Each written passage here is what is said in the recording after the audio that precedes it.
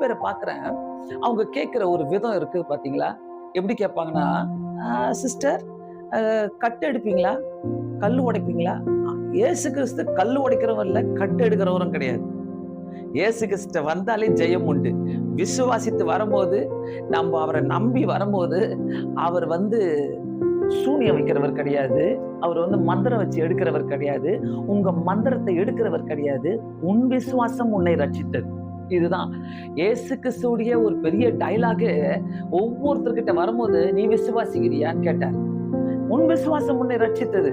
இததான் கர்த்தர் பேசினாரு.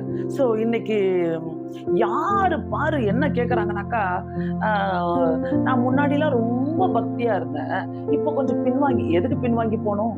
இப்ப கொஞ்சம் பின்வாங்கி போயிட்டேன். என்ன பண்றது? ஆண்டவர் அடிப்பாரு. கண்டிப்பா அடிப்பாரு.